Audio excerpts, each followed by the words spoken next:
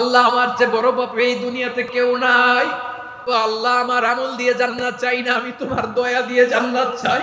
পুরো পৃথিবীটাই পরীক্ষা ক্ষেত্র, সবাই পরীক্ষা দিচ্ছি, কিন্তু কারো পরীক্ষা প্রশ্নের সাথে কারোটার মিল নাই। সুবহানাল্লাহ পড়বেন না? পুরোটাই পরীক্ষা ক্ষেত্র, সবাই পরীক্ষার্থী, কিন্তু প্রশ্নপত্র একটার সাথে আরেকটা মিলে না। One doesn't match the other, একজনেরটার সাথে আরেকজনেরটা মিলে না। কাউকে আল্লাহ তাআলা ধনী বানিয়ে পরীক্ষা করেন। কি বানিয়ে? কথা কি বুঝতেছেন নাকি কষ্ট হচ্ছে? কষ্ট হচ্ছে আপনাদের? কাউকে আল্লাহ ধনী বানিয়ে পরীক্ষা করেন, আবার কাউকে আল্লাহ তাআলা গরিব বানিয়ে পরীক্ষা করেন, কাউকে আল্লাহ অসুস্থ বানিয়ে পরীক্ষা করেন। কেউ দেখবেন যে দুরারোগ্য ব্যাধিতে আক্রান্ত, ডাক্তার বলেছে আর সময় নাই, দুরারোগ্য ব্যাধি, ক্যান্সার, যার নেই কোনো অ্যান্সার, তার জন্য পরীক্ষা হচ্ছে এই রোগ। আরেক লোক দেখবেন তার আবার রোগ বালায় নাই, মাশাআল্লাহ, তাকে আল্লাহ তাআলা আর্থিক দৈন্যতা, দারিদ্রতা দিয়ে পরীক্ষা করছেন। এরকম আছে না নাই? টাকা পয়সা নাই, দিন আনে দিন খায়, যা আছে তাতে চলে না, এটা তার জন্য পরীক্ষা। আবার আরেক শ্রেণীর লোক দেখবেন তাকে আল্লাহ অসুস্থতাও দেয় নাই, দারিদ্রতাও দেয় নাই, তার দাম্পত্য জীবনের সমস্যা। আছে না নাই? স্ত্রী কথা শোনে না, অথবা ছেলে মেয়ে কথা শোনে না। তাহলে পরীক্ষা সবার জীবনে আছে, এক একজনের পরীক্ষাটা এক এক রকম। আল্লাহ তাআলা দেখতে চায় যে এই পরীক্ষার সময় আমরা কিরকম রেসপন্স করি, how to deal with the test, কিভাবে এই বিপদ আপদ পরীক্ষাগুলোকে আমরা হ্যান্ডেল করব, ডিল করব। এটা হচ্ছে আজকের আলোচনার বিষয়। বুঝতে পেরেছেন সবাই আমার প্রিয় ভাইয়েরা? তাহলে পরীক্ষাময় আমাদের জীবন, বিপদ আপদ পরীক্ষা, এটা মানুষের পিছু ছাড়ে না।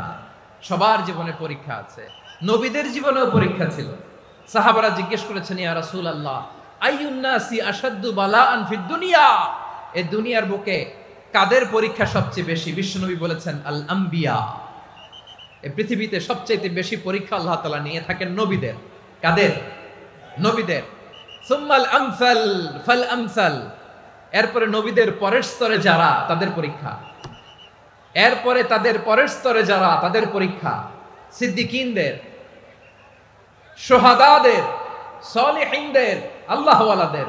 যার ঈমান যত মজবুত, তার জীবনে পরীক্ষাও তত বেশি। চিল্লায় বলেন ঠিক কিনা? তাহলে মুমিনরা, বিশ্বাসীরা, আমরা কি পরীক্ষা বিপদ আপদে ভয় পাই? হ্যাঁ, বিপদ দেখলে ভয় লাগে আপনাদের? ভয় লাগে? হ্যাঁ না, মুমিনরা বিপদে ভয় পায় না, তারা হতাশ হয় না, সুবহানাল্লাহ, তারা নিরাশ হয় না। বিশ্বাসীরা হাল ছেড়ে দেয় না, তারা ভরসা রাখে একজনের উপর। চিল্লায় বলতে হবে তিনি কে? কারণ মুমিন জানে the grief isn't permanent, the test isn't permanent, the struggle in our life isn't permanent. আমাদের জীবনের দুঃখ, কষ্ট, স্ট্রাগল, এগুলো পার্মানেন্ট নয়। after every difficulties there is an ease, সব কষ্টের পরেই একটা সুখ আছে না নাই? রব্বুল আলামিন বলেন, ফা ইন্না মাআল উসরি ইউসরা, ইন্না মাআল উসরি ইউসরা, ভয় পেও না, চিন্তা করো না, কষ্টের সাথেই আমি রেখে দিয়েছি স্বস্তি। সুবহানাল্লাহ বলেন। মুমিন জীবনে বিপদ যত বেশি, কষ্ট যত বেশি, তার সামনে সফলতা তার চেয়েও বেশি। ঠিক কিনা বলেন?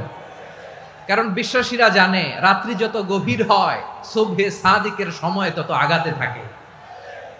গর্ভবতী নারীর পেটের ব্যথা যত বাড়তে থাকে, ঘরে নতুন মেহমান আগমনের সময় ঘনাতে থাকে। মুমিনদের উপর বিপদ, অত্যাচার, আপদ, পরীক্ষা যত বাড়তে থাকে, কালেমার পতাকা উড্ডয়নের সময় কাছে আসতে থাকে। বিশ্বাসীদের এগুলো হিসাব মিলানো অনেক আগে, এগুলো অনেক আগে হিসাব মিলানো। দুঃখের আধার শেষে সুখের আলো মিটিমিটি হাসে। চিল্লায় বলেন ঠিক কিনা?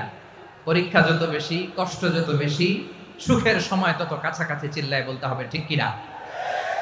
এজন্য মুমিন জীবনে পরীক্ষা বেশি, মুমিনদের হতাশা নাই, মুমিনরা নিরাশ হয় না, হতাশ হয় কাফিররা।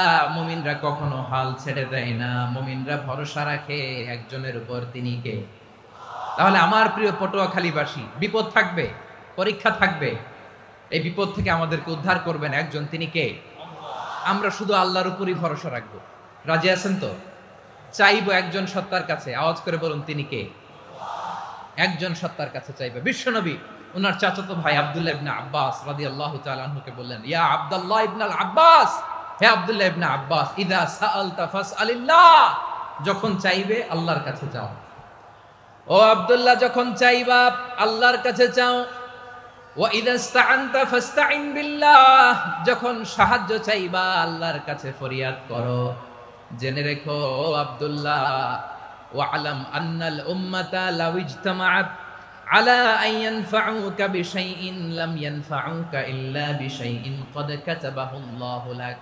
ও আব্দুল্লাহ, জেনে রেখো, মনে রেখো, গোটা বিশ্বের সবাই মিলে যদি তোমার উপকার করতে চায় ততটুকুই তারা করতে পারবে যতটুকু আল্লাহ তোমার নসিবে সেটা লিখে রেখেছে। ঠিক কিনা বলেন? আর যদি গোটা বিশ্বের সবাই মিলে তোমার বিরুদ্ধে কনস্পাইরেসি করে, ষড়যন্ত্র করে, গোটা বিশ্বের সবাই মিলেও যদি তোমার ক্ষতি করতে চায় ততটুকুই শুধু পারবে যেটা আল্লাহ তোমার জন্য বরাদ্দ রেখেছে। যতটুকু আল্লাহ তাআলা তোমার জন্য বরাদ্দ রেখেছে অতটুকুই ক্ষতি করতে পারবে, আর এক চুল বেশিও করতে পারবে না, কমও করতে পারবে না। চিল্লায় বলেন ঠিক কিনা? এজন্য আমরা চাইবো কার কাছে? সবাই বলেন নাই, আওয়াজ করে বলেন কার কাছে? সব সময় আমরা আল্লাহর কাছে চাইবো, বিপদে আপদে, সুখে দুঃখে, সচ্ছল অবস্থায় অসচ্ছল অবস্থায়, পরাজয়ের সময় বিজয়ের সময়, সব সময় আমরা ভরসা রাখবো কার উপর? সবাই বলুন। একদল লোক আছে যারা বিপদে পড়লে আল্লাহরে ডাকে, আছে না নাই? পটুয়াখালীতে মাশাআল্লাহ নাই, বিপদ আসলে আল্লাহরে ডাকে, বিপদ নাই আল্লাহ নাই। বিপদে পড়লে নামাজ পড়ে, বিপদও নাই নামাজও নাই। বিপদে পড়লে জিকির করে, বিপদ যখন চলে যায় ওদের জিকিরও বন্ধ হয়ে যায়। এরকম আছে না নাই? কিছু লোক দেখবেন পরীক্ষা আসলে নামাজ পড়ে, আছে আছে? জেনজি আওয়াজ করো, এরকম আছে? এই কমন পড়ে গেছে। কিছু লোক আছে অসুস্থ হলে আল্লাহরে বড্ড ভালোবাসে, আল্লাহরে খুব ডাকে। অসুস্থ হইলে অসুস্থতাও নাই, আল্লাহ স্মরণও নাই। দেখবেন কিছু লোক নির্বাচন আসলে খুব আল্লাহ আল্লাহ হয়ে যায়, তখন দেখবেন মাথার মধ্যে হেজাব লাগায়, পাঞ্জাবি লাগায়, আল্লাহ আল্লাহ হয়ে যায়। নির্বাচনও নাই, এরপরে আল্লাহর কথাও নাই। আছে না নাই? না, এরকম হওয়া যাবে না। সব সময় আমরা আল্লাহরে ডাকবো, বিপদে আপদে সব সময় ভরসা রাখবো আমরা একজনের উপর। আওয়াজ করে বলেন তিনি কে?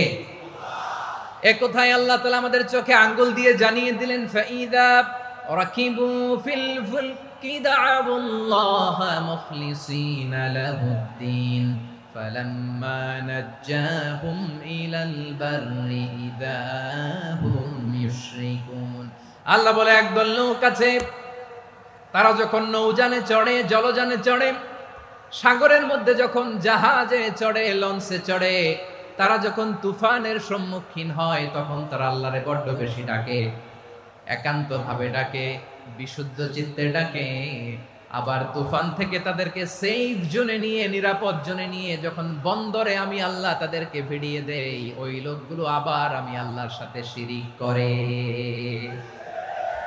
এরকম আছে না নাই? জাহাজে উঠছে, সাগরের মাঝখানে তুফান, ওই সময় দেখবেন আল্লাহ কারে কয়। এই কথা তো আপনাদেরকে বোঝানো সহজ, আপনারা তো নদীর দেশের মানুষ। লঞ্চে চড়েন নাই কারা কারা দেখি? লঞ্চে চড়ছেন? হ্যাঁ, লঞ্চে চড়ে নাই এরকম একজনও নাই এখানে। আচ্ছা, লঞ্চে উঠছেন কে কে দেখি? মাশাআল্লাহ মাশাআল্লাহ মাশাআল্লাহ। ঠিক আছে, আপনাদের বোঝানো সহজ। আচ্ছা, লঞ্চে উঠে তুফানের সম্মুখীন হয়েছেন, জলোচ্ছ্বাস সবাই? মাশাআল্লাহ। তো এই ওয়াজ তো আপনাদের মুখস্থ, ঠিক কিনা বলেন? আমার বলার দরকার নাই, বলেন। মাঝ নদী, তুফান, জলোচ্ছ্বাস, জলের মধ্যে উচ্ছ্বাস, ঢেউ, টর্নেডো, সাইক্লোন, মেঘের ঘনঘটা, পরিবেশ ঘুটঘুটে অন্ধকার, লঞ্চ একবার এদিকে আরেকবার ওইদিকে, ভিতরে কি অবস্থা হয় বলেন তো? হ্যাঁ, তখন মুসলিম আল্লাহরে ডাকে, হিন্দু আল্লাহরে ডাকে, ঠিক কিনা বলেন? আস্তিক আল্লাহরে ডাকে, নাস্তিক আল্লাহরে ডাকে, ঠিক কি না? লঞ্চের ভেতর, স্টিমারের ভেতর কান্নারে রোল পড়ে যায়, চিৎকারের রোল পড়ে যায়, সবার মুখ দিয়ে শুধু একটা আওয়াজ, লা ইলাহা লা ইলাহা লা ইলাহা সুবহানাল্লাহ আলহামদুলিল্লাহ লা ইলাহা। আল্লাহ নামের জিকির করবে যারা, আল্লাহর কাছে প্রিয় তারা, আল্লাহর কাছে প্রিয় যারা, জান্নাতে প্রবেশ করবে তারা, জোরে লা ইলাহা লা ইলাহা ইল্লাল্লাহ লা ইলাহা ইল্লাল্লাহ মুহাম্মাদুর রাসূলুল্লাহ সাল্লাল্লাহু আলাইহি ওয়াসাল্লাম। আমার প্রিয় পটুয়াখালীবাসী, তাহলে লঞ্চের ভেতরে যখন আমরা তুফানের মধ্যে পড়ি, তখন সবাই মিলে আমরা একটা নামের জিকির করি। নামটা কার? মুসলমানেরাও ডাকে, হিন্দুরাও ডাকে, আস্তিকও ডাকে, নাস্তিকও ডাকে, সবাই ডাকে একজনকে। তিনি কে?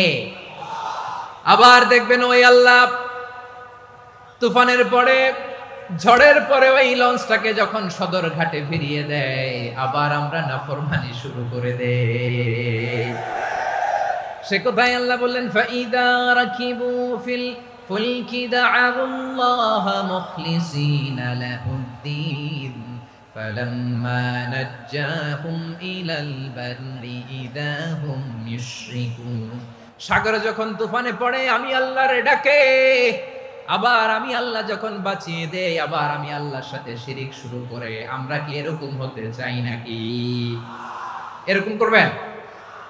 হ্যাঁ না, আমরা তুফানে পড়লেও আল্লাহরে ডাকি, আবার বাঁচায় দেওয়ার পরেও ডাকি কারে? আল্লাহকে ডাকি। বিমানের মধ্যে মাঝে মাঝে দেখবেন যে এয়ার টার্বুলেন্স হয়, জানেন? এয়ার টার্বুলেন্স জানেন তো? মাঝে মাঝে বিমানটা বাউন্সিং করে, বাম্পি, ভেরি বাম্পি ওয়েদার। শোনেন নাই? 40,000 ফিট উপরে যখন থাকে, তখন পাইলট মাঝে মাঝে বলে, dear passengers, ladies and gentleman, right now we are flying 40,000 feet above the ground and we are passing very air turbulence, very heavy air turbulence right now. Please fasten your seat belt. দেখবেন মাঝে মাঝে বলে যে, ভদ্র মহিলা, ভদ্র মহোদয়গণ, আমরা 40,000 ফিট উপর দিয়ে যাচ্ছি আর এয়ার টার্বুলেন্স ফেস করছি, মেহেরবানি করে আল্লাহর হস্তে সিট বেল্ট বাঁধুন। তখন বিমানটা এরকম বাউন্সিং করে, শেকিং করে। আপনারা মুখোমুখি হয়েছেন? ইদানিং এই এয়ার টার্বুলেন্স বেড়ে গিয়েছে। গত বছর আমার ইন্টারন্যাশনাল অনেকগুলো ফ্লাইট ছিল, তো আমি দেখলাম যে আগের ফ্লাইটগুলোর তুলনায় এখন এয়ার টার্বুলেন্স খুব বেশি। আমি একটু রিসার্চ করে দেখলাম, ক্লাইমেট চেঞ্জের কারণে, জলবায়ু পরিবর্তনের কারণে আকাশের বাতাসের মুভমেন্টে পরিবর্তন হয়েছে, ফলে এখন বিমান শেকিং করে বেশি, বাউন্সিং, বাম্পি ওয়েদার।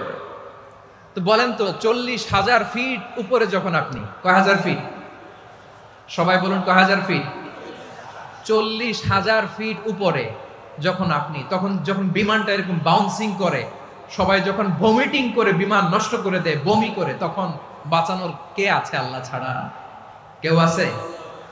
ওই মুহূর্তেও সবাই মিলে একজনের ডাকে আওয়াজ করে বলেন, তিনি কে? মাঝে মাঝে কিছু সোশ্যাল মিডিয়ায় কিছু ভিডিও পাওয়া যায় যে হেভি যখন এয়ার টার্বুলেন্স হয়, 10 সেকেন্ড 15 সেকেন্ডের কিছু ভিডিও পাওয়া যায়, বিমানটা এরকম বাউন্সিং করছে, বাম্পি ওয়েদার, কাঁপছে, মানুষগুলো বমি করছে, অক্সিজেন মাস্কগুলো সব ঝুলে পড়েছে, বিমানটা শুধু কাঁপছে। তখন দেখবেন বিমানের ভেতরেও এরকম লঞ্চের মতো চিৎকার আছে না নাই? বিমানের ভেতরেও তখন চিৎকার। গত বছর হিথ্রো এয়ারপোর্ট থেকে সিঙ্গাপুর এয়ারলাইন্সের একটা ফ্লাইট, হিথ্রো টু চাঙ্গি, একটা ফ্লাইটে এমন বেশি এয়ার টার্বুলেন্সের শিকার হয়েছিল ওই এয়ারক্রাফটটা, 33 জন যাত্রী সেখানে আহত হয়েছে, একজন যাত্রী নিহত হয়েছে। কেবিন ক্রুজ, এয়ার হোস্টেস যারা আছে, একজনের নাক ফেটে, চোখ ফেটে, কপাল ফেটে, ব্লিডিং হয়ে শয়লা। প্রিয় ভাইয়েরা, ওই 40,000 ফিট উপরে বিমানটা যখন কাঁপবে, তখন আমাদেরকে আল্লাহ ছাড়া আর কেউ বাঁচানোর আছে? এত আস্তে বললে হবে? ওই কঠিন মুহূর্তে আমার বাবা আমারে বাঁচাতে পারে, আমার বন্ধু আমারে বাঁচাতে পারে। এই গ্রাউন্ডে জমিনের বুকে আমার প্রোটোকল, আমার ক্ষমতা, আমার দাম্ভিকতা কোনো কিছু আমারে বাঁচাতে পারে? একজন ছাড়া, চিল্লায় বলতে হবে তিনি কে? সে আল্লাহ বললেন, গোলাম আমি বিপদের সময় ঠিকই তোমাদের বাঁচিয়ে নেই। ওই বিমানের ভেতরে 40,000 ফিট উপরে যখন তোমরা এয়ার টার্বুলেন্সের শিকার হও, তখন নাস্তিকও আল্লাহরে ডাকে, হিন্দু আল্লাহরে ডাকে, জোরে বলেন ঠিক কিনা? আবার বিমানটা যখন শান্ত হয়ে যায়, একটু পরেই বিমানের স্ক্রিনের মধ্যে হিন্দি সিনেমা খোঁজে।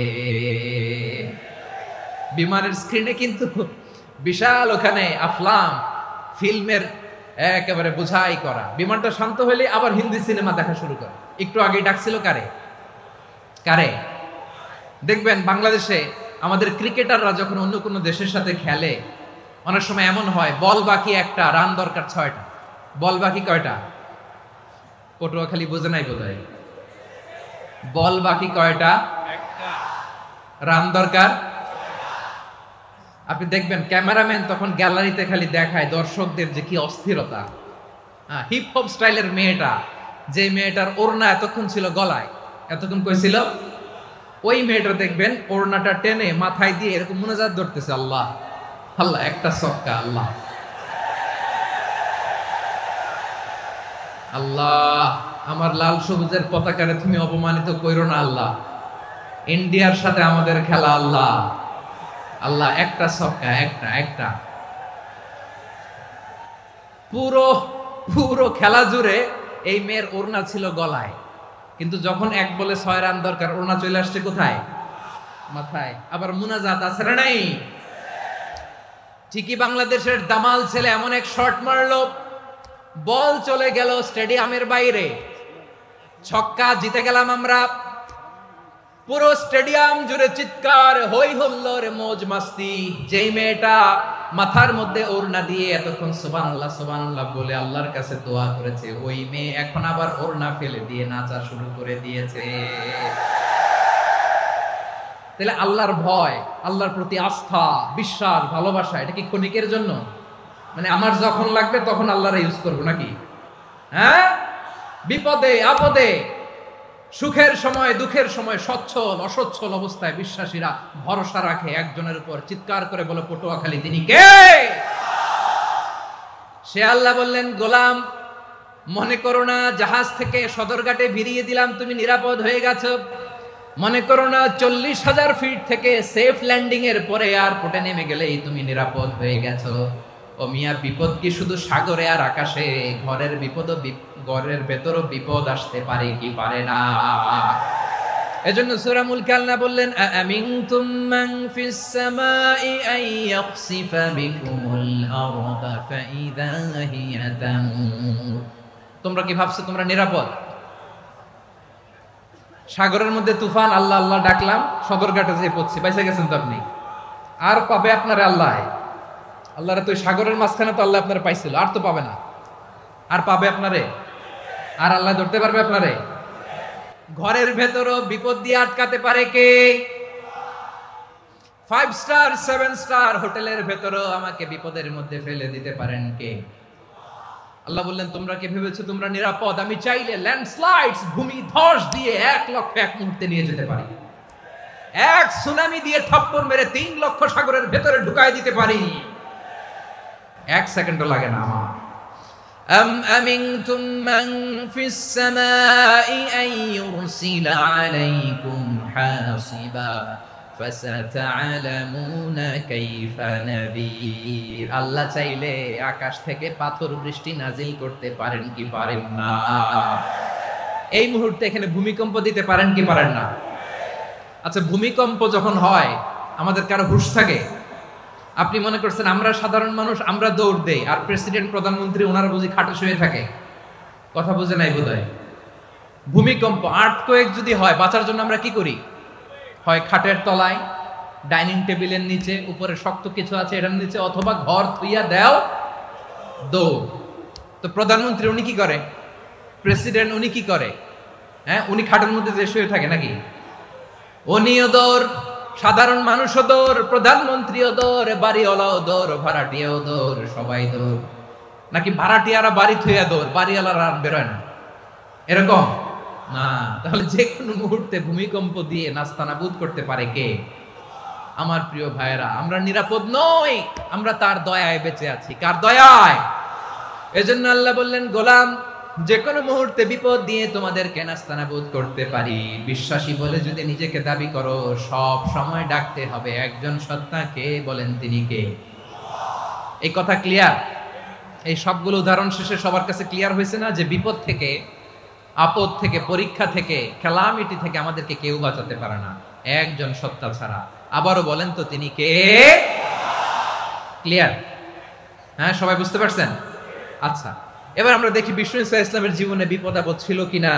উনি বিপদ আসলে কিভাবে ডিল করতেন, বিপদ আসলে কোন দোয়া পড়তে হয়, কিভাবে ফরিয়াদের হাত উত্তোলন করতে হয়, কিভাবে রবের দরবারে নতজানু হয়ে ফরিয়াদ করতে হয়, এটা জানার দরকার আছে না নাই? আসুন আমরা বিষ্ণুনবীর জীবনী থেকে দেখি বিপদ আসলে উনি কি করতেন। বিপদ আসলেই প্রথমে বিষ্ণুনবী ইসলাম একটা দোয়া পড়তেন। কি পড়তেন?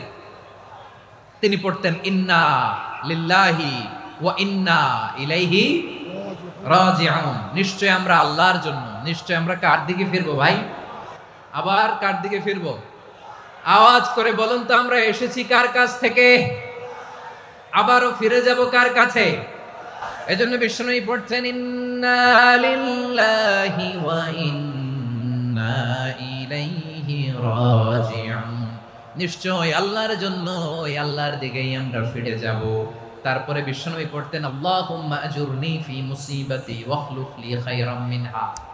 একসাথে প্রথমে পড়তেন ইন্না লিল্লাহি ওয়া ইন্না ইলাইহি রাজিউন, তারপর পরই পড়তেন আল্লাহুম্মা আজুরনি ফি মুসিবাতি ওয়াখলুফ লি খায়রাম মিনহা। মানে আল্লাহ, এই যে আমি বিপদে ধৈর্য ধারণ করলাম, এটার সব তুমি আমার দাও, আর যেটা হারালাম এর চেয়ে ভালো কিছু দিয়ে মেকআপ করে দিও, ভালো কিছু দিয়ে বদল করে দিও। সুবহানাল্লাহ পড়েন।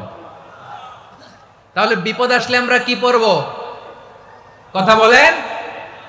এই যে আমি শুয়েছিলাম, নাশিদ গাচ্ছিল ওরা, এদেশে পরস্পরে দেখা হলে দেয় সালাম, এদেশে আমজনতার হৃদয় জুড়ে পাকালাম, এদেশে বিপদ এলে সর্বজনে সর্বক্ষণে দোয়া পড়ে ইন্না লিল্লাহ। কি পড়ে? সুবহানাল্লাহ সুবহানাল্লাহ সুবহানাল্লাহ সুবহানাল্লাহ। এদেশে আজান শুনে সূর্য ওঠে শহর গ্রামে, এদেশে আজান শুনে সূর্য ডুবে সন্ধ্যা নামে, এদেশে সকল কাজে সবাই বলে বিসমিল্লাহ, এদেশে ভালো কিছু দেখে শুনে হাসি মুখে সবাই বলে মাশাআল্লাহ। সুবহানাল্লাহ পড়ে। তাহলে বিপদ এলে আমরা কি পড়ি?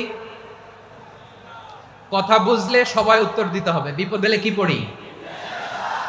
তাহলে বিপদ এলেই আমরা এখন থেকে ইন্না লিল্লাহ পড়বো, নাকি হাই হুতাশ করবেন? একদল আছে হাই হুতাশ করে, হায় আল্লাহ রে, মোর কি হইল রে, মুই কি হরমু রে, মুই কমবে যামু রে, আছে না নাই? এরকম বিলাপ করতে নিষেধ করেছেন বিশ্বনবী। কি করব, কই যাব, কি হবে, হায় হায়, এরকম হাহুতাশ আছে না নাই? বিশ্বাসীরা হাহুতাশ করে না, তারা ইন্না লিল্লাহ পড়ে। কি পড়ে? মনে থাকবে, আমরা পড়ব ইন্না লিল্লাহি ওয়া ইন্না ইলাইহি রাজিউন। নিশ্চয়ই আমরা আল্লাহর জন্য, আমরা আল্লাহর দিকেই ফিরে যাব। এরপর পড়ব আল্লাহুম্মা আজুরনি ফি মুসিবাতি ওয়াখলুফ লি খায়রাম মিনহা। আল্লাহ, আমি যে বিপদে ধৈর্য ধারণ করলাম এটার সওয়াব দিও, আর যা হারালাম তার চেয়ে ভালো কিছু দিয়ে বদল করে দিও। সুবহানাল্লাহ পড়েন। বিশ্বনবীর হাদিস শুনলেন উম্মে সালামা রাদিয়াল্লাহু তাআলা আনহা। ওনার স্বামী হলো আবু সালামা। মজার ঘটনা খেয়াল করে শুনেন আমার প্রিয় কলিজার টুকরা ভাইয়েরা, কানগুলো খরগোশের কানের মতো খাড়া করে আমার দিকে তাকান। সাইয়্যিদাতুনা উম্মে সালামা রাদিয়াল্লাহু তাআলা আনহা, ওনার স্বামীর নাম আবু সালামা। শ্রেষ্ঠ দম্পতি, শ্রেষ্ঠ ফ্যামিলি। প্রথমে হিজরত করেছিলেন হাবাসায়, পরে হিজরত করেছেন মদিনায়। উহুদ যুদ্ধের পরে ওনার স্বামী আবু সালামা ইন্তেকাল করলো, শহীদ হলো। সুবহানাল্লাহ পড়েন। যখন আবু সালামা ইন্তেকাল করলো, উম্মে সালামা রাদিয়াল্লাহু তাআলা আনহা কেঁদে কেঁদে হয়রান। আর নবীর শিখানো বাণী অনুযায়ী তিনি বারবার পড়ছিলেন ইন্না লিল্লাহ। কি পড়ছিলেন? মুই কই যামু কি হরমু এগুলো বলে নাই। কি বলছে? ইন্না লিল্লাহ। যেহেতু বিশ্বনবী বলেছেন কেউ যদি বিপদের প্রথম ধাক্কায় পড়ে ইন্না লিল্লাহি ওয়া ইন্না ইলাইহি রাজিউন, আল্লাহুম্মা আজুরনি ফি মুসিবাতি ওয়া আখলুফ লি খায়রাম মিনহা, তাহলে এই বিপদে যে সে যা হারালো তার চেয়ে শ্রেষ্ঠ কিছু দিয়ে আল্লাহ তার বদল দিয়ে দিবে। এই হাদিস শুনে উম্মে সালামা রাদিয়াল্লাহু তাআলা আনহা ওনার প্রাণ প্রিয় স্বামী আবু সালামার ইন্তেকালের পরে চোখের পানি ছাড়ে আর পড়ে ইন্না লিল্লাহি ওয়া ইন্না ইলাইহি রাজিউন, আল্লাহুম্মা আজুরনি ফি মুসিবাতি ওয়া আখলুফ লি খায়রাম মিনহা। বারবার এই দোয়া পড়ে চোখের পানি ছাড়ে, এই দোয়া পড়ে চোখের পানি ছাড়ে, আর মনে মনে বলে আবু সালামার মতো ভালো মানুষ মদিনাতে নাই, আবু সালামার চেয়েও ভালো মানুষ মদিনাতে নাই, তার চেয়ে ভালো মানুষ কি করে আল্লাহ তাআলা আমারে দিবে, তার চেয়ে ভালো মানুষ তো আমি মদিনাতে দেখি না। চোখের পানি দিয়ে বুক ভাসায় আর নবীর হাদিসের উপর আমল করে পড়ে ইন্না লিল্লাহি ওয়া ইন্না ইলাইহি রাজিউন, ইন্না লিল্লাহি ওয়া ইন্না ইলাইহি রাজিউন। পড়তে পড়তে চোখের পানি ছাড়ে আর চিন্তা করে বিশ্বনবী বললেন এই দোয়া পড়লে যেটা হারালাম তার চেয়ে ভালো কিছু দিয়ে আল্লাহ পুরস্কার দেয়। আবু সালামার চেয়ে ভালো মানুষ মদিনার মধ্যে আর কে হতে পারে? কি আজীব তামাশা, কি অবাক করা ঘটনা। কিছুদিন পরে দেখা গেল সাইয়্যিদুল মুরসালিন রাহমাতাল লিল আলামিন স্বয়ং বিশ্ব নবী উম্মে সালামাকে বিয়ের প্রস্তাব পাঠিয়েছে। স্বয়ং বিশ্ব নবী উম্মে সালামা রাদিয়াল্লাহু তাআলা আনহাকে বিয়ের প্রস্তাব পাঠিয়েছেন। উনি রাজি হয়ে গেলেন, বিয়ে হয়ে গেল, উনি হয়ে গেলেন উম্মুল মুমিনিন, আমাদের মা, পুরো মুসলিম উম্মার মা। চিৎকার করে বলেন আল্লাহু আকবার। তাহলে আমার প্রাণ প্রিয় ভাইয়েরা, বিপদে পড়লে আমরা পড়ব ইন্না লিল্লাহি ওয়া ইন্না ইলাইহি রাজিউন, আল্লাহুম্মা আজুরনি ফি মুসিবাতি ওয়া আখলুফ লি খায়রাম মিনহা। পড়বেন? পড়বেন না?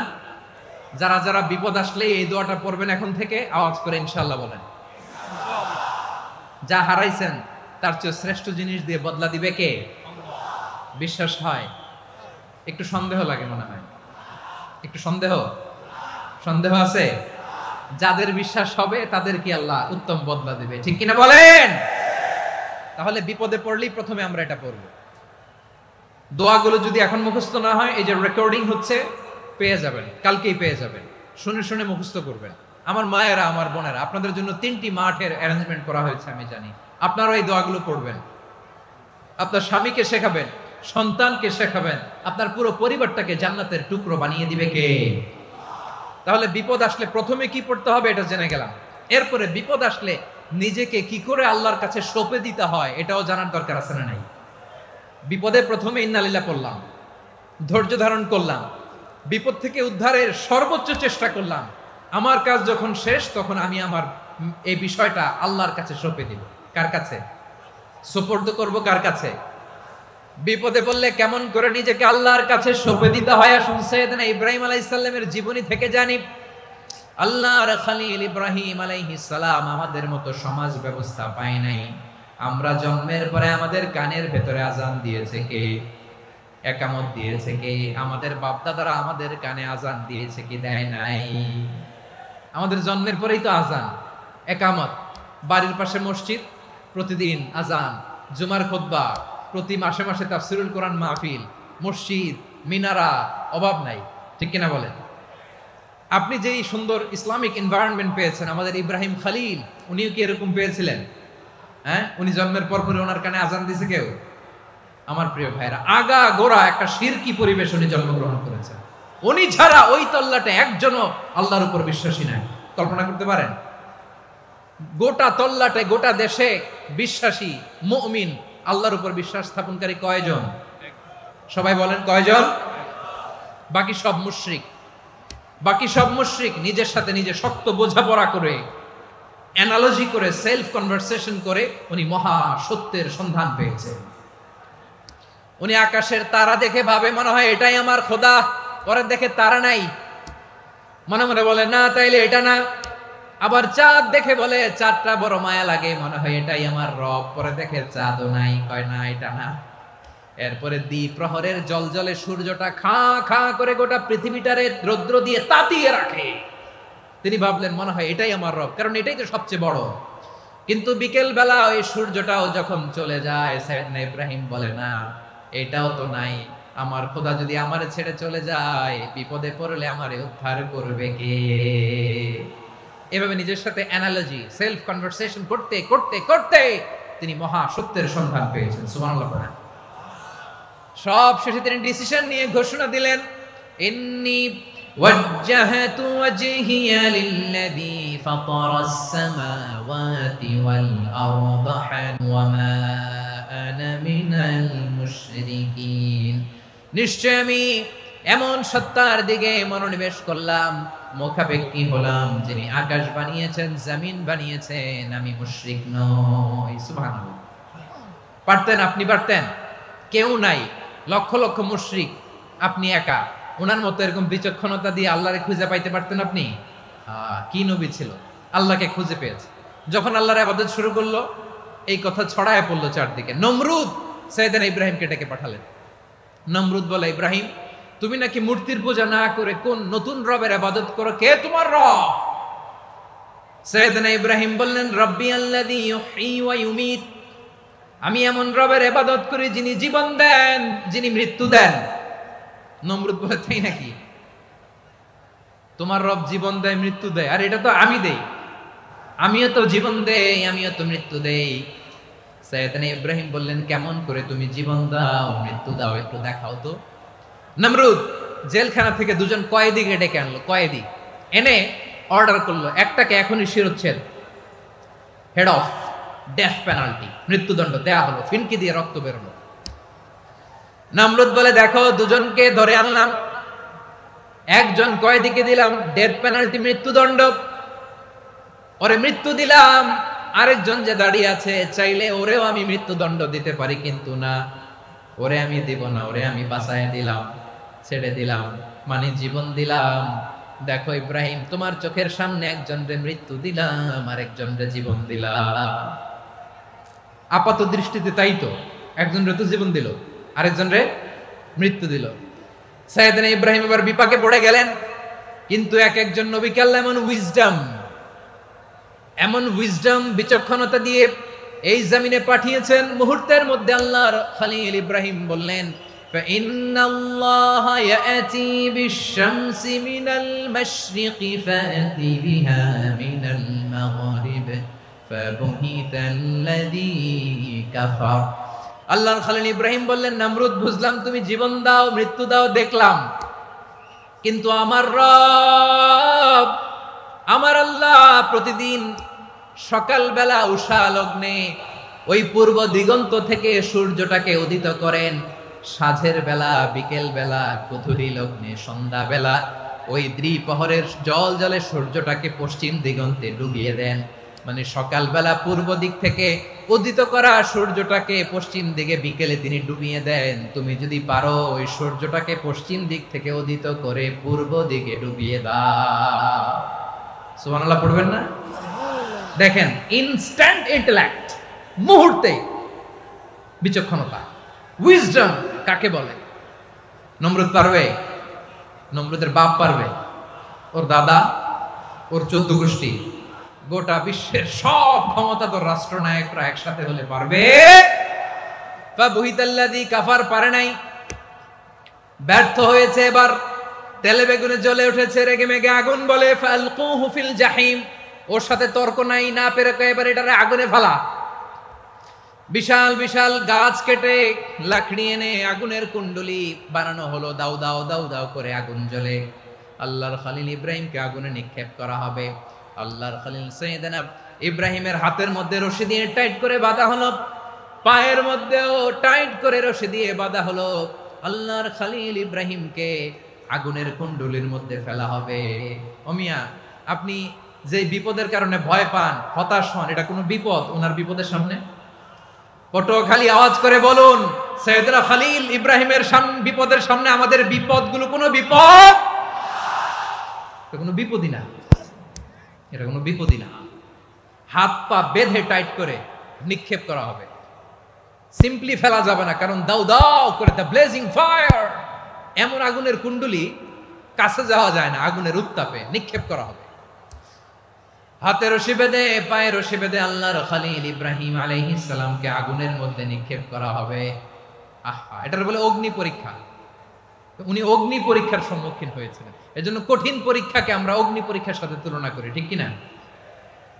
সাইয়েদনা জিবরাইল এসে বললেন, ও আল্লাহর খলিল, ওরা তো আপনার হাতও বেঁধে ফেললো, পাও বেঁধে ফেললো, নড়াচড়ার সুযোগ নাই, বলেন আমি জিবরিল ফেরেশতা আপনার জন্য কি করতে পারি?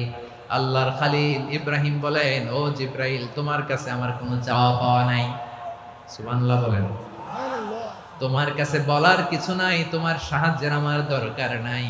সাইয়েদনা ইব্রাহিম আলাইহিস সালামকে হাতে পায়ে রশি বেঁধে হাত পা বাঁধা অবস্থায় জ্বলন্ত অগ্নিকুণ্ডে যখন নমরুদের দলবল নিক্ষেপ করবে, আল্লাহর খলিল কিভাবে নিজেকে আল্লাহর কাছে সঁপে দিয়েছেন পটুয়াখালীর ভাইরা খেয়াল করে শুনুন।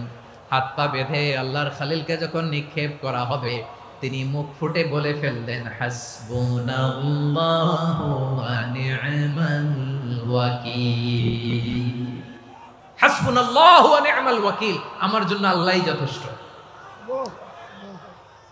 আমার জন্য আল্লাহই যথেষ্ট। তিনি আমার সবচেয়ে বড় গার্ডিয়ান, তিনি আমার সবচেয়ে বড় অভিভাবক। জিব্রাইলের সাহায্যের অফারকে ফিরিয়ে দিলেন। দুনিয়ার বুকে কারো কাছে কিছু বলেন নাই, মুখ ফুটে বলেছেন হাসবুনাল্লাহ। ও আমার পটুয়াখালীর প্রাণের ভাইয়েরা খেয়াল রাখবেন, কোন বান্দা তার হাতে থাকা সব চেষ্টাটুকুন করার পরে মুখ ফসকে মুখ দিয়ে যখন বলে ফেলে হাসবুনাল্লাহ, বান্দা যখন হাসবুনাল্লাহ বলে ফেলে, ওই ব্যাপারটা ডিল করার দায়িত্ব স্বয়ং আল্লাহ আরশের উপর থেকে নিয়ে নেয়। আপনি যখন বলে ফেলবেন হাসবুনাল্লাহ, এটা ডিলিং করবে কে তখন? চিল্লায় বলেন না, তিনি কে? বান্দা তার সাধ্যের সবটুকু চেষ্টার পরে নতজানু হয়ে যখন বলবে হাসবুনাল্লাহ, আল্লাহ তুমি আমার জন্য যথেষ্ট, নি'মাল ওয়াকিল, তুমি আমার শ্রেষ্ঠ অভিভাবক, তখন তার কি দরকার না দরকার এটা ডিল করে স্বয়ং আল্লাহ। নিক্ষেপ করা হলো সাইয়েদনা ইব্রাহিমকে অগ্নিকুণ্ডলিতে। হাজার হাজার মানুষ এই দৃশ্য দেখার জন্য জড়ো হয়েছে এরকম বিশাল ময়দানে। কিন্তু কি অবাক করা ঘটনা, সবাই ভয় পাচ্ছিল, না জানি কি হয়ে যায়। আল্লাহর খলিলকে যখন আগুনের কুণ্ডলিতে নিক্ষেপ করা হয়, আল্লাহর খলিল ইব্রাহিম আগুনের কুণ্ডুলের মধ্যে বসে বসে মানুষগুলোর দিকে তাকিয়ে হাসতে শুরু করে দেয়। কারণ আকাশ থেকে রব্বুল আলামিন স্পেশাল ভার্ডিক্ট নাজিল করেছেন, স্পেশাল হুকুম জারি করেছেন, কুলনা ইয়া নারু কুনি বারদান ওয়া সালামান আলা ইব্রাহিম। ও আগুন খবরদার, সৃষ্টির শুরু থেকে তোকে একটা ধর্ম আমি বাতলে দিয়েছিলাম, তোর ধর্ম, আগুনের ধর্ম হলো যা পাবে জ্বালিয়ে ছারখার করবে। আল্লাহ বলল, আগুন তোর ধর্ম দিয়েছিলাম, তুই সব জ্বালিয়ে পুড়িয়ে ছারখার করে দিবি, কিন্তু ক্ষণিকের জন্য আমি তোর জ্বালিয়ে দেওয়ার ক্ষমতাটাকে কেড়ে নিলাম, জ্বালিয়ে ভস্ম করে দেওয়ার ক্ষমতা আমি কেড়ে নিলাম। কুনি বারদান, ঠান্ডা হয়ে যা, কিন্তু এত বেশি ঠান্ডা হবি না আবার আমার ইব্রাহিমের জন্য সর্দি লেগে না যায়। সুবহানাল্লাহ, এত আস্তে বললে হবে? কুনি বারদান, বারদ মানে বরফ, ঠান্ডা, ঠান্ডা হোক, কিন্তু এত ঠান্ডা হবি না যাতে আমার ইব্রাহিমের কষ্ট হয়। আগুন বলে, আল্লাহ একবার বললাম ঠান্ডা হ, আবার বলো এত ঠান্ডা হবি না যাতে খলিলের সর্দি না লাগে। কেমন ঠান্ডা হব, কেমন এনভায়রনমেন্ট তৈরি করে দেব বলো? আল্লাহ বললেন, সালামান আলা ইব্রাহিম, আমার খলিল, আমার কলিজা, আমার ইব্রাহিমের জন্য তুই জান্নাতের গুল বাগিচা হয়ে যা। ও ভাই, নবী মুসার মতো ঈমান হলে রাস্তা হবে সাগর জলে, নবী ইউসুফের মতো ঈমান হলে একে একে দরজা খোলে। নবী ইব্রাহিমের মতো ঈমান যদি আজও থাকে বিদ্যমান, অগ্নিকুণ্ডে দেখতে পাবে খুবসুরতে ফুল ভাগা। কুলনা ইয়া নারু কুনি বারদান ওয়া সালামান আলা ইব্রাহিম। বান্দা যখন মুখ দিয়ে বলে হাসবুনাল্লাহ, আমার আল্লাহ আমার জন্য যথেষ্ট, এই বলে যখন নিজেকে সঁপে দেয়, তার কি লাগবে ওই দায়িত্ব স্বয়ং নিয়ে নেয় কে? সবাই বলেন, স্বয়ং নিয়ে নেয় কে? তাহলে আমার প্রিয় ভাইরা, বিপদের শুরুতেই আমরা বলবো ইন্না লিল্লাহ। শুরুতে কি বলবো? এরপরে যেই বাক্যটা পড়ে নিজের পরিস্থিতিকে আল্লাহর দরবারে সঁপে দিব, সেটা হচ্ছে হাসবুনাল্লাহ। সেটা কি? বিষ্ণু বলেন লা ইয়াজালু লিসানুকা রাতাবান মিন যিকরিল্লাহ, সব সময় আল্লাহর স্মরণ দিয়ে জিকির দিয়ে জিহ্বাটারে সিক্ত রাখো। আর শয়তানু জাসিমুন আলা কলবি ইবনে আদম, শয়তান বনি আদমের কলবে খামচি মেরে বসে থাকে। ফাইদা যাকারাল্লাহ খালাসা, মানুষ যখন আল্লাহর স্মরণ করে জিকির করে শয়তান দৌড়ে পালায়। ওয়া ইদা গাফালা ওয়াসওয়াসা, যখনই বনি আদম গাফেল হয় তখনই শয়তান তার হৃদয়ে ওয়াসওয়াসা দেয়। এজন্য বিপদে পড়লে ইন্না লিল্লাহ, নিজের সবটুকুন করার পরে, নিজের রোল প্লে করার পরে নিজেকে আমরা কি বলে সঁপে দিব? সবাই বলেন, সবাই বলতে হবে। আরো জোরে বলে, মনে থাকবে? বিপদে পড়লে প্রথমে ইন্না লিল্লাহ, এরপরে নিজেকে যখন সঁপে দিব তখন হাসবুনাল্লাহ। এরপরে কঠিন বিপদ যদি যখন বিশ্বনবী পড়তেন তখন কি করতেন? এমন বিপদ মাঝে মাঝে হয় না, দেয়ালে পিঠ থেকে যায়, চোখে মুখে অন্ধকার, কি করব দিশা খুঁজে পাই না, এরকম হয় কখনো? হ্যাঁ, আপনাদের হয়? হয় না? তো জান্নাতে আছেন আপনারা। হয় হয়, এরকম হয়েছে না যে দেয়ালে পিঠ থেকে গেছে, চোখে মুখে অন্ধকার, কই যাব, কি করব, বাঁচানোর কেউ না, এরকম হয়েছে কখনো আপনাদের? যদি হয় তাইলে এটার সলিউশন বলবো, না হইলে তো এগুলো বলে লাভ নাই। হয় হয় হয়, বিশ্বনবী এরকম কঠিন বিপদে পড়েছেন জীবনের কিছু কিছু মুহূর্তে। ওই মুহূর্তে বিশ্বনবী স্পেশাল দুইটা দোয়া পড়তেন, এই দোয়াগুলো আপনাদেরকে জানিয়ে দেয়। বিশ্বনবী বলেন, কঠিনতম বিপদে যখন পড়বা, দেয়ালে পিঠ থেকে যায়, চোখে মুখে অন্ধকার, বাঁচার কোনো উপায় নেই, তখন পড়বা লা ইলাহা ইল্লা আনতা সুবহানাকা ইন্নী কুনতু মিনাজ জালিমিন। আল্লাহ, তুমি ছাড়া কোনো ইলাহ নাই, তুমি পবিত্র, নিশ্চয় আমি জালিমদের অন্তর্ভুক্ত। সুবহানাল্লাহ বলেন। এই দোয়া সাইয়েদনা ইউনূস আলাইহিস সালাম পড়েছিলেন যখন মাছের পেটে ছিলেন। কিসের পেটে? এবং অনেক মুফাসসিরিন একরাম বলেছেন, অনেক আহলুল ইলমরা বলেছেন এটা হচ্ছে ইসমে আজম। ইসমে আজম এমন দোয়া যেটা দিয়ে দোয়া করলে আল্লাহ দোয়া কবুল করে, কিন্তু এটা কোনটা এটা নিয়ে ইখতিলাফ আছে। কোন আহলুল ইলম বলেন এই লা ইলাহা ইল্লা আনতা সুবহানাকা ইন্নী কুনতু মিনাজ জালিমিন, এটা হচ্ছে ইসমে আজম। সাইয়েদনা ইউনূস আলাইহিস সালাম পড়েছেন, আপনারা পড়েননি? তুফান হইলে পড়েন না? আমাদের এলাকায় তো এটা খুব, এটার উপর ব্যাপক আমল আছে। পটুয়াখালীতে কি অবস্থা বলেন?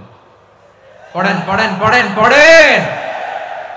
একটা গল্প শুনেছিলাম, পাক হানাদার বাহিনী যখন বাংলাদেশে অ্যাটাক করতো, ৭১ সালের ঘটনা বলতেছে, আমরা তো দেখি নাই, শুনছি আর কি। ৭১ যদি দেখতাম এতদিনে রাজাকার হয়ে যেতাম। আল্লাহ আমাদেরকে বাঁচাই দিয়েছে, আল্লাহর মেহেরবানি, ঠিক কিনা বলেন?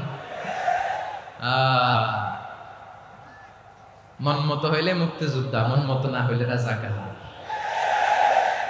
কত কিছু দেখলাম এই শাহবাগের বুকে। আল্লাহ, ৭১ সালে দেখি নাই, আমরা শুনেছি পাক হানাদার বাহিনী জিজ্ঞেস করত মুসলিম না অমুসলিম চেক করার জন্য, বলতো কালেমা বল, কালেমা বাতাও। তো যারা কালেমা বলতে পারতো পাকিস্তানি বাহিনী নাকি ওদেরকে ছেড়ে দিত, শুনেছি। তো একজনকে, এক বাঙালিরে পেয়ে তার মাথার মধ্যে বন্দুকর নল ধরে বলতেছে কালেমা বল, সালে কালেমা বাতা, কালেমা বল। তো ভয়ের চোটে এই দোয়া পড়া শুরু করছে। ও পড়তেছে লা ইলাহা ইল্লা আনতা সুবহানাকা ইন্নী কুনতু মিনাজ জালিমিন। পাকিস্তানি বলে সালে ইয়ে তো মুসিবত কা কালেমা है। বাঙালি কয় হাম তো ভি মুসিবত মে है। পাকিস্তানি বলে বেটা কোন দোয়া বললি, এটা তো মুসিবতের কালেমা। কয় আমিও তো মুসিবতে আছি, আমার মাথার মধ্যে বন্দুক ধরে তুমি আমারে কালেমা জিজ্ঞেস করো, এখন কোনটা কালিমা আর কোনটা কি, তো আমার হুশ আছে নাকি?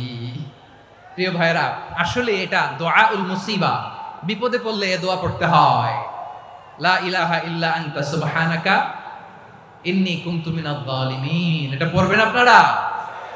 এই দোয়া পড়ে সাইয়েদনা ইউনূস আলাইহিস সালাম মাছের পেট থেকে রক্ষা পেয়েছিলেন। রক্ষা করেছিল কে? তুমি ইউনূস নবীরে যখন খাইলো মাছেতে গিলিয়া, ফেরেশতা পাঠাইয়া দিলে ইসমে আজম দিয়া। প্রাণে ছিল যাহার ভয় সেথা পাইল আশ্রয়, প্রাণে ছিল যাহার ভয় সেথা পাইল আশ্রয়। মাছের পেট হতে সে যে পেল পরিত্রাণ।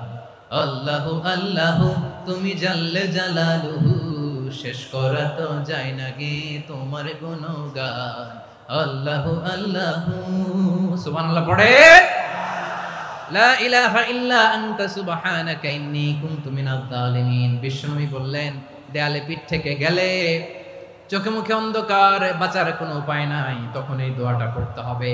এই দোয়া পড়ে আল্লাহর কাছে ফরিয়াদ করলে বিপদ মুক্ত করবেন কে? কেন এই দোয়াটা আল্লাহর কাছে বড্ড প্রিয় জানেন আমার ভাইয়েরা? কারণ এই দোয়ার মধ্যে তিনটা জিনিস আছে। আমি যেরকম আঙ্গুল উঁচু করেছি এরকম করেন তো। তিনটা। কয়টা?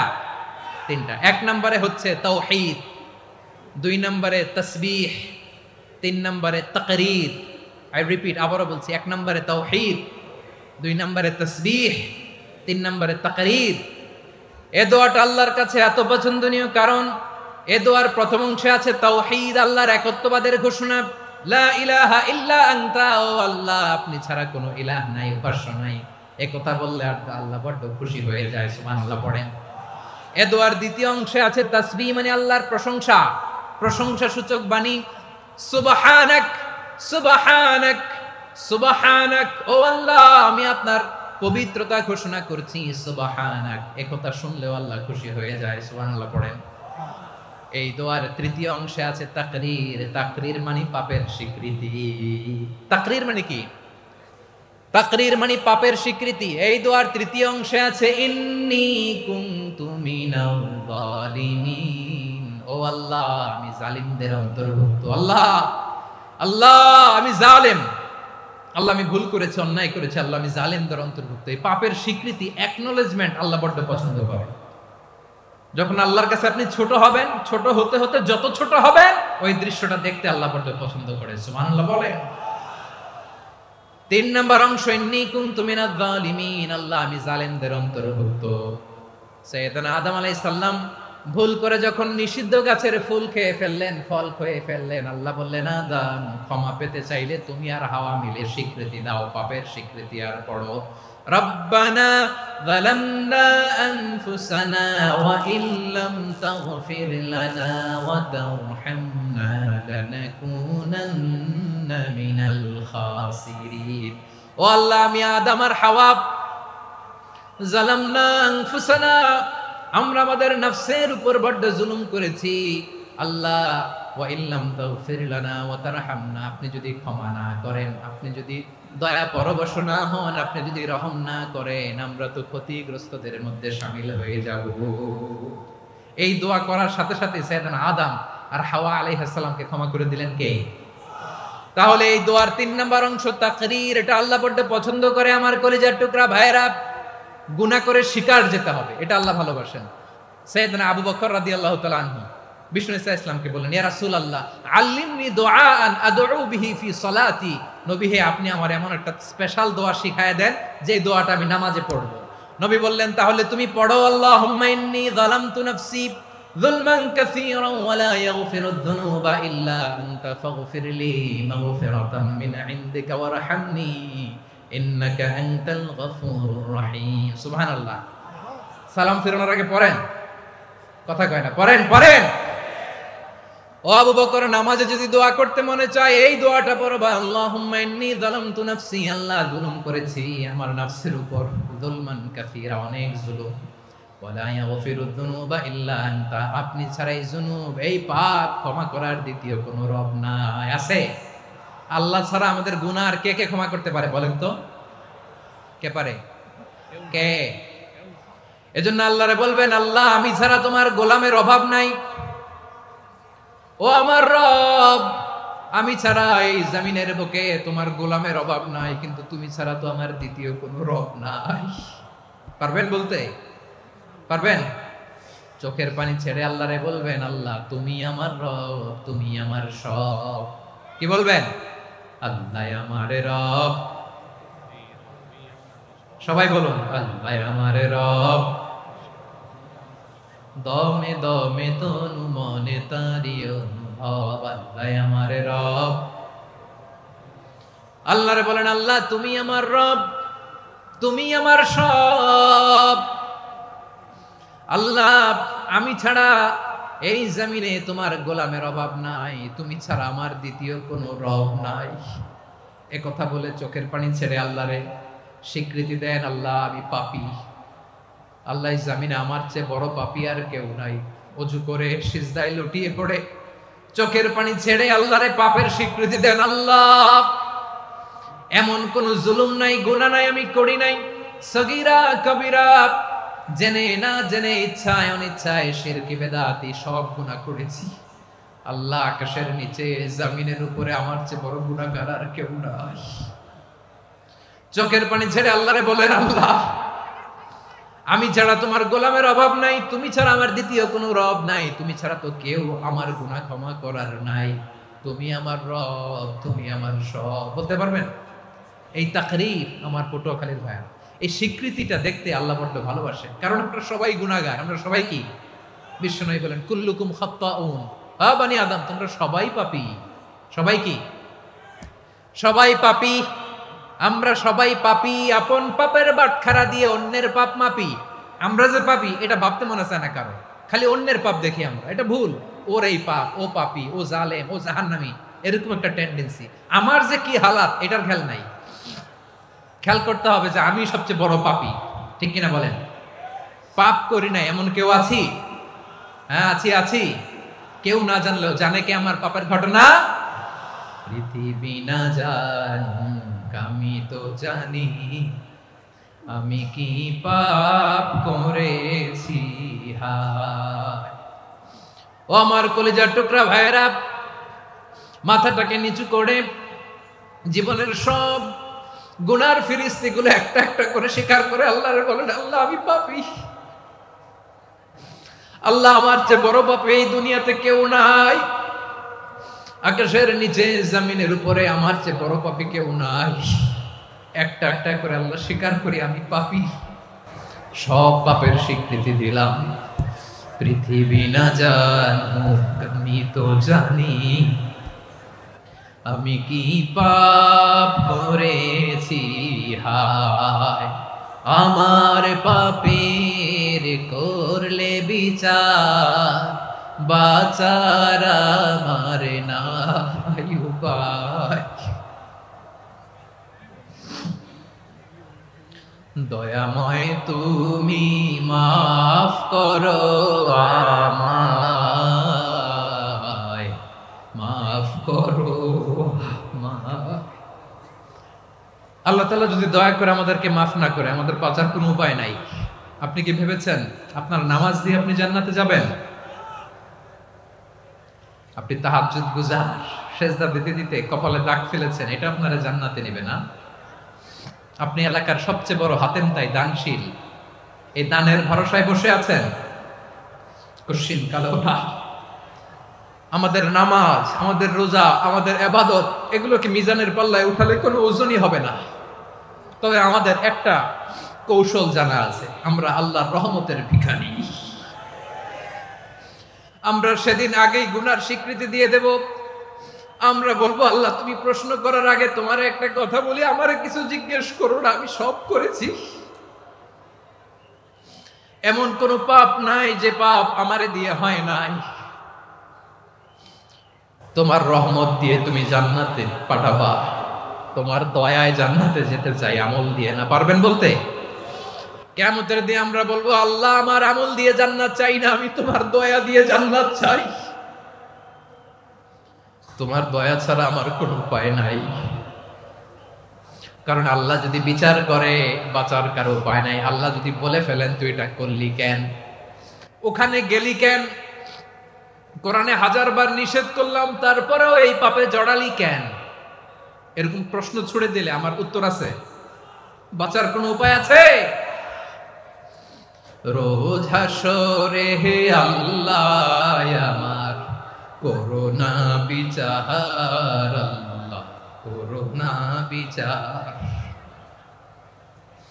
বিচার চাহি না তব দয়া চাহি, এ গুনাহগার, আল্লাহ করোনা বিচার।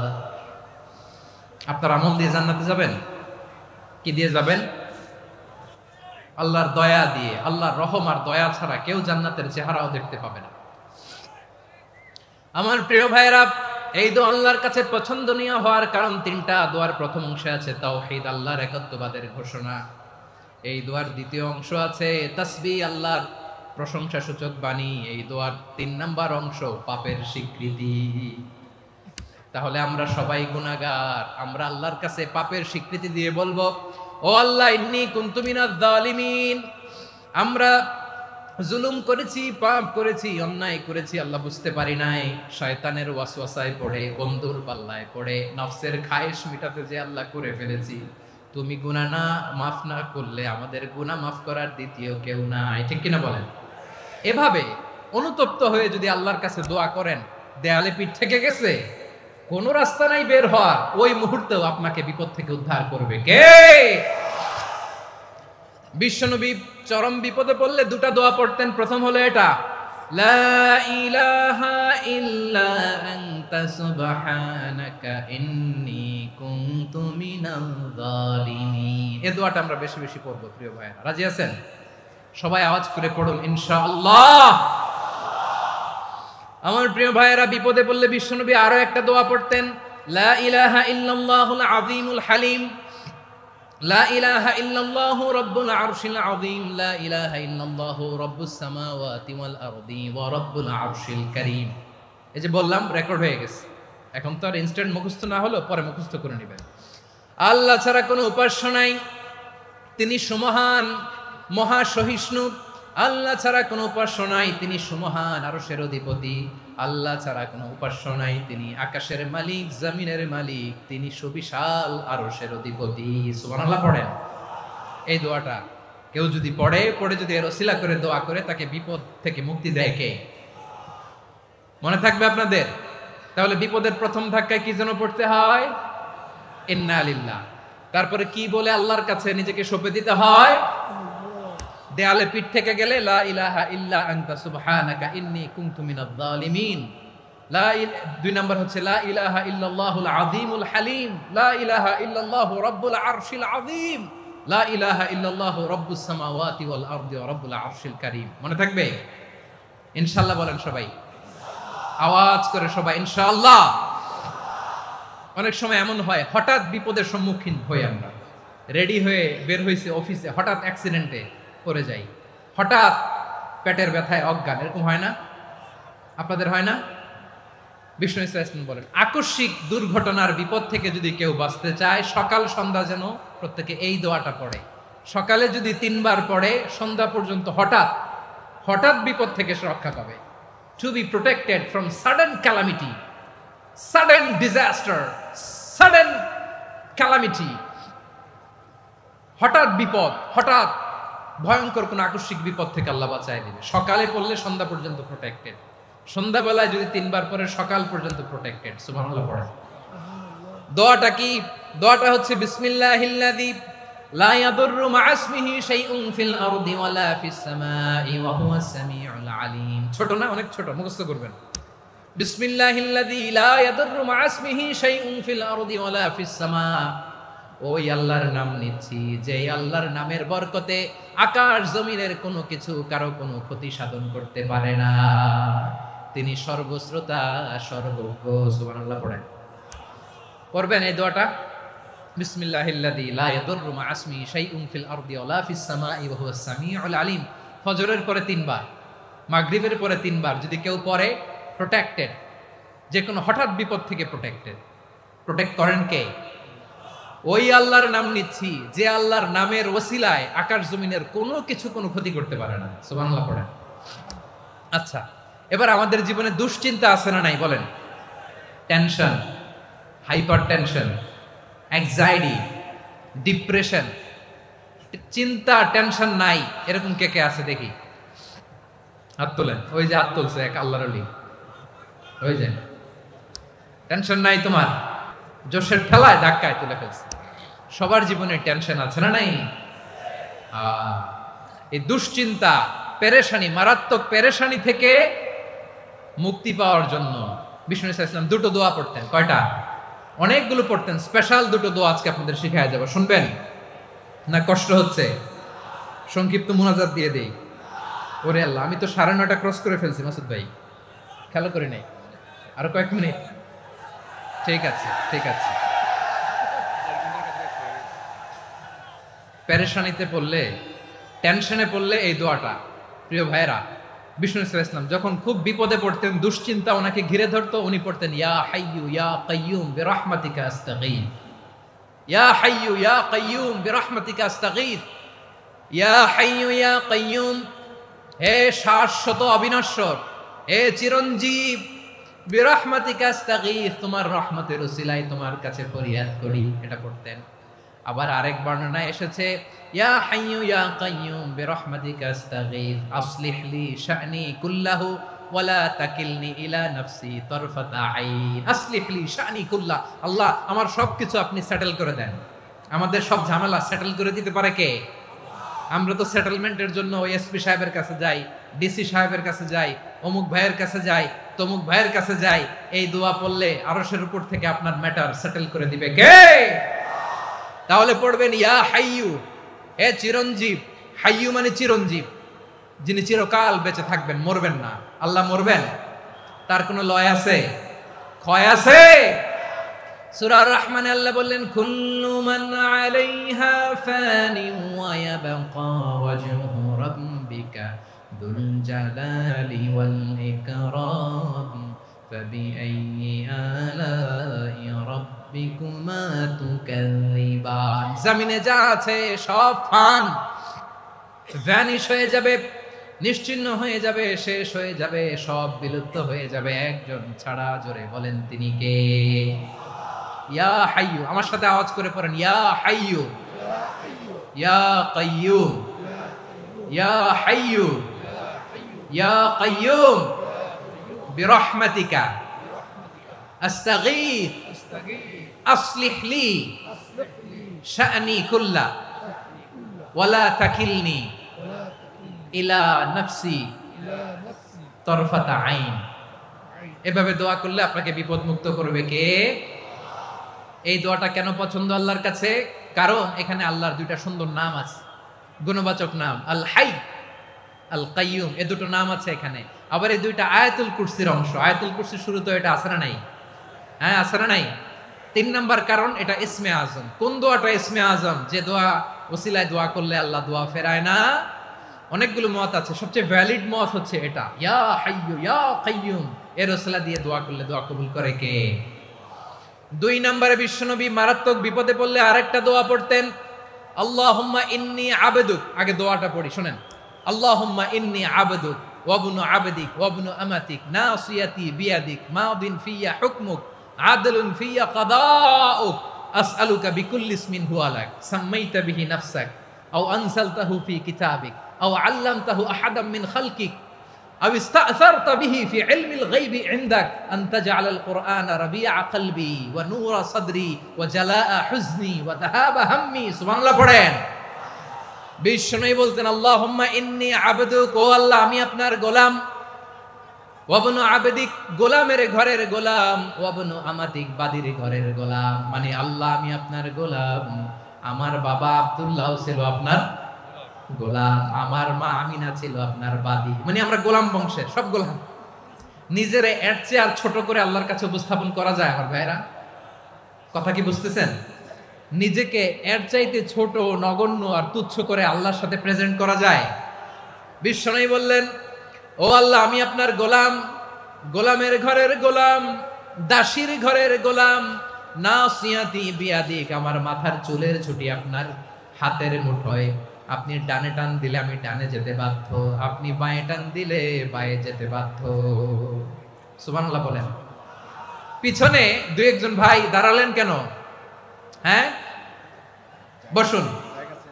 জায়গা চেঞ্জ করতেছে, সেই দুপুর থেকে বসে আছে, আমি জানি। মাশাআল্লাহ, কেউ 2-1 বেরিয়েছে, গ্যাপ পূরণ করতেছে। মাশাআল্লাহ। পড়েন সুবহানাল্লাহ আলহামদুলিল্লাহ লা ইলাহা ইল্লাল্লাহু মুহাম্মাদুর রাসূলুল্লাহ সাল্লাল্লাহু আলাইহি ওয়াসাল্লাম। বিশ্বনবী বললেন আল্লাহ আমার মাথার চুলের ঝুঁটি আপনার হাতের মুঠোয়।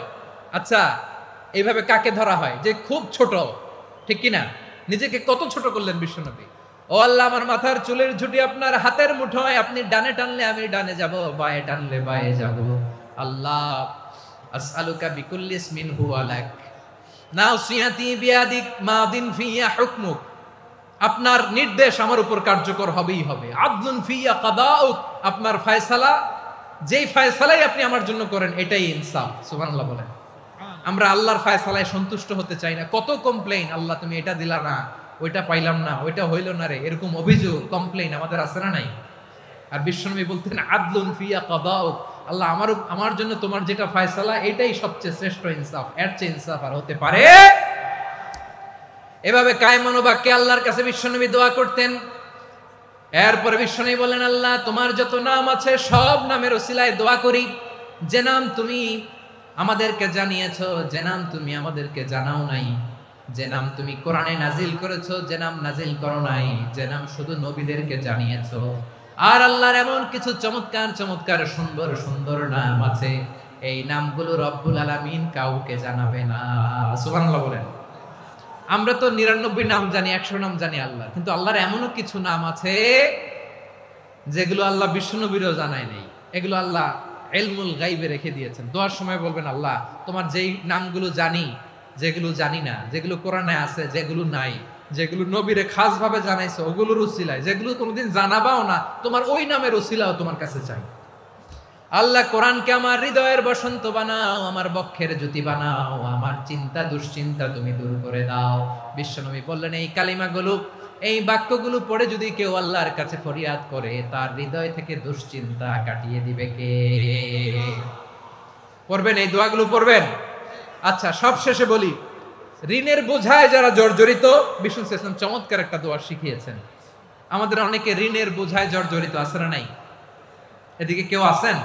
থাকলে হাত তোলার দরকার নেই, থাকলে এই দোয়াটা পড়বেন। এক সাহাবীর নাম আবু উমামা, নামাজের ওয়াক্ত ছাড়া উনি মসজিদে যেয়ে বসে আছে। বিশ্বনবী বললেন, কি রে আবু উমামা, নামাজের তো ওয়াক্ত হয় নাই, মসজিদে কি?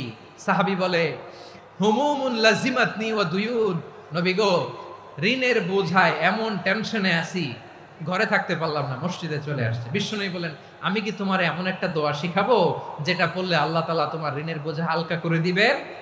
আবু উমামা বললেন, ইয়া রাসূলুল্লাহ, অবশ্যই শিখাবেন। বিশ্বনবী বললেন, তাহলে তুমি পড়বা, আল্লাহুম্মা ইন্নী আউযু বিকা মিনাল হাম্মি ওয়াল হাযান ওয়া আউযু বিকা মিনাল জুবনি ওয়াল বুখল ওয়া আউযু বিকা মিন গালাবাতিদ দাইনি ওয়া কাহরির রিজাল। ও আল্লাহ, তোমার কাছ থেকে দুশ্চিন্তা থেকে পানাহ চাই, কৃপণতা, ভীরুতা, অলসতা, কার্পণ্যতা, এই সব কিছু থেকে, মানুষের কঠোরতা, আমার উপর মানুষের আধিপত্য এবং ঋণের বোঝা থেকে পানাহ চাই। এই দোয়াটা যখন বিশ্বনবী শিখাই দিলেন, আবু উমামা বারবার এই দোয়া পড়ে, আল্লাহুম্মা ইন্নী আউযু বিকা মিনাল হাম্মি ওয়াল হাযান ওয়া আউযু বিকা মিনাল আজজি ওয়াল কাসাল ওয়া আউযু বিকা মিনাল জুবনি ওয়াল বুখল ওয়া আউযু বিকা মিন গালাবাতিদ দাইনি ওয়া কাহরির রিজাল। আবু উমামা বলে, এই দোয়া আমি পড়তে লাগলাম। কিছুদিন পরে দেখা গেল বিশ্বনবীর শেখানো এই দোয়ার বদৌলতে আল্লাহ তাআলা আমার সব ঋণ পরিশোধের ব্যবস্থা করে দিয়েছেন। পড়বেন। আমার প্রিয় পটুয়াখালীর ভাইরা, বিশ্বনবীর জামাতা সাইয়্যিদিনা আলী রাদিয়াল্লাহু তাআলা আনহুর কাছে এক লোক এসে বলে, হে আলী, ঋণের বোঝায় আমি জর্জরিত, আমার কিছু অর্থ দিয়ে সাহায্য করো। সাইয়্যিদিনা আলী রাদিয়াল্লাহু তাআলা আনহু বললেন, আমি কি তোমার এমন একটা দোয়া শিখাবো যেটা বিশ্বনবী আমাদের শিখিয়েছেন? এই দোয়া যদি তুমি পড়ো, লাউ কানা আলাইকা মিসলু জাবালিন কাবীরিন দাইনান আদাল্লাহু আনকা, পাহাড় পরিমাণও যদি ঋণের বোঝা হয়, আল্লাহ এটা পরিশোধের ব্যবস্থা করে দিবেন। ছোট্ট একটা দোয়া বিশ্বনবী শিখালেন, বললেন তুমি পড়বা, আল্লাহুম্মা কফিনি বিহালালিকা আন হারামিকা ওয়া আগনিনি বিফাদলিকা আম্মান সিওয়াক। মুখস্থ আছে? হ্যাঁ আছে। আল্লাহুম্মা কফিনি বিহালালিকা আন হারামিক, আল্লাহ তোমার হালাল দিয়ে আমাকে পরিতুষ্ট করো, হারাম থেকে বাঁচিয়ে রাখো, আর তোমার অনুগ্রহে মানুষের মুখাপেক্ষী যেন আমি না হই, আমি যেন সবসময় তোমার মুখাপেক্ষী হয়, ওই তৌফিক দিও। সুবহানাল্লাহ পড়েন। এই দোয়া বেশি বেশি পড়লে ঋণের বোঝা হালকা করে দিবে কে? তাহলে প্রিয় ভাইয়েরা, বিপদে পড়লেই প্রথমে কি পড়বেন? পটুয়াখালী ভুইলা গেছে। বিপদে পড়লেই প্রথমে ইন্না লিল্লাহ কি বলে নিজেকে আল্লাহর কাছে সঁপে দিতে হয়? হাসবুনাল্লাহ। চরম বিপদে দেয়ালে পিঠ থেকে গেছে, তখন লা ইলাহা ইল্লা আনতা সুবহানাকা ইন্নী কুনতু মিনাজ জালিমিন। এরপরে লা ইলাহা ইল্লাল্লাহুল আযীমুল হালিম, এই দোয়া। আকস্মিক বিপদ, হঠাৎ যেন কোনো বিপদ আমাকে পেয়ে না বসে, এটার জন্য বিসমিল্লাহিল্লাযী লা ইয়াদুররু মা ইসমিহি শাইউন ফিল আরদি ওয়ালা ফিস সামাই ওয়া হুয়াস সামিউল আলিম। সকালে 3 বার, রাতে 3 বার। আর মারাত্মক tension, hyper tension, anxiety, depression থেকে বাঁচার জন্য 2 দোয়া, ইয়া হাইয়্যু ইয়া কাইয়্যুম, ইয়া হাইয়্যু ইয়া কাইয়্যুম, মনে থাকবে। আর আল্লাহুম্মা ইন্নী আবদুক, এই দোয়া। ঋণ থেকে বাঁচার জন্য 2 দোয়া, আল্লাহুম্মা ইন্নী আউযু বিকা মিনাল হাম্মি ওয়াল হাযান, এটা। আর আল্লাহুম্মা কফিনি বিহালালিকা আন হারামিকা ওয়া আগনিনি বিফাদলিকা আম্মান সিওয়াক। আর সব সময় পড়ার জন্য একটা আমল দিয়ে যাই, উঠতে বসতে, অফিসে যাচ্ছেন, অফিস থেকে ফিরতেছেন, বসে আছেন, শুয়ে আছেন, ছোট্ট এক শব্দে আমরা যেন বেশি বেশি পড়ি আস্তাগফিরুল্লাহ। আওয়াজ করে আমার সাথে পড়ুন আস্তাগফিরুল্লাহ, আবার পড়ুন আস্তাগফিরুল্লাহ। আল্লাহ রাসূল সাল্লাল্লাহু আলাইহি ওয়াসাল্লাম বলেন, মান লাজিমাল ইস্তিগফার, যে সব সময় এরকম ইস্তিগফারের সাথে লেগে থাকে, জাআলাল্লাহু লাহু মিন কুল্লি যিকিন মাখরাজা, আল্লাহ তাআলা তাকে কোনো বিপদে আটকান না, সে জীবনে আটকাবে না, যে কোনো বিপদে আল্লাহ তার রাস্তা বের করে দিবেন। Way out, you will get a way out and solution. সুবহানাল্লাহ। ওয়া মিন কুল্লি হাম্মিন ফারাজা, দুশ্চিন্তা মুক্ত হবে। ওয়া ইয়ারযুকহু মিন হাইসু লা ইয়াহতাসিব, এমন জায়গা থেকে আল্লাহ রিজিকের বন্দোবস্ত করবে যেটা সে কল্পনাও করে না। আওয়াজ করে পড়েন সুবহানাল্লাহ। তাহলে মনে থাকবে আস্তাগফিরুল্লাহর কথা। সব শেষ কথা বলবো, সব শেষ আমার প্রিয় ভাইয়েরা। এটা গেল নিজের বিপদ। কিসের বিপদ? নিজে যদি বিপদে পড়েন। অন্যের বিপদ যদি দেখেন, এটার জন্য একটা দোয়া আছে। অনেক সময় আমরা দেখি হাসপাতালে ক্যান্সারের 3rd স্টেজে চলে গেছে, লোকটা হ্যাংলা হয়ে চিকন হয়ে হায়রে কি কষ্ট পায়, দেখি না? বিষ্ণু বলে একটা দোয়া যদি কেউ অন্যের কোনো বিপদ দেখে পড়ে, ওই বিপদ তার জীবনে কখনো আসবে না। শুনবেন? শোনার আগ্রহ আছে? অনেক সময় হয় যে আমরা মহাসড়ক দিয়ে যখন চড়ি, দুর্ঘটনায়, আইরে আল্লাহ, দুর্ঘটনায় মানুষের মাথা একদিকে, দেহ আরেকদিকে, ব্লিডিং, এরকম হয় না? আল্লাহ তুমি হেফাজত করো। বিশ্বনবী বলেন, এই দুর্ঘটনা দেখে কেউ যদি এই দোয়াটা পড়ে, তার জীবনে সে কোনোদিন এরকম অ্যাক্সিডেন্টের সম্মুখীন হবে না। শুনবেন? বিশ্বনবী বলেন, অন্যের বিপদ দেখে কেউ যদি পড়ে, আলহামদুলিল্লাহিল্লাযী আফানি মিম্মা বাতালাকা বিহি ওয়া ফাদ্দালানি আলা কাসীরিম মিম্মান খালাকা তাফদীলা, মানে প্রশংসা সে আল্লাহর, যে আল্লাহ তাআলা তোমাকে যেই জিনিস দিয়ে পরীক্ষা করেছে, আমাকে ওইটা থেকে বাঁচিয়ে দিয়েছে। তোমাকে আল্লাহ যেই বিপদে ফেলেছে, আমাকে ওই বিপদ থেকে তিনি মুক্ত রেখেছে, আর তার অনেক সৃষ্টির উপর আমাকে তিনি প্রাধান্য দিয়েছে। সুবহানাল্লাহ পড়েন। যে কোনো বিপদ, কারো ক্যান্সার দেখে যদি এই দোয়াটা আপনি বিশ্বাসের সাথে পড়েন, জীবনে কোনোদিন ক্যান্সার রোগে আক্রান্ত হবেন না। দুর্ঘটনা দেখে যদি পড়েন, ওই দুর্ঘটনা আপনাকে স্পর্শ করবে না। যে কোনো কারো বিপদ দেখে যদি কোনো বিশ্বাসী বান্দা এই দোয়া পড়ে, বিশ্বনবী বলেন, লাম ইউসিবহু যালিকাল বালা, ওই বিপদ তাকে আর ধরবে না। উফিয়া মিনহু মিন যালিকাল বালা কাইনাম মা কান, সে যতদিন হায়াত পাবে কোনোদিন ওই বিপদ তাকে স্পর্শ করবে না। এই দোয়াটা পড়তে রাজি আছেন আমার প্রিয় ভাইরা? তাহলে পুরো আলোচনার সেন্ট্রাল থিম হচ্ছে, আমাদের জীবনে বিপদ আসবে, কষ্ট আসবে, দুঃখ আসবে, কিন্তু বিপদে আপদে আমরা হাল ছেড়ে দিব না, হতাশ হব না। মুমিন হতাশ হয় না, নিরাশ হয় না, হাল ছেড়ে দেয় না।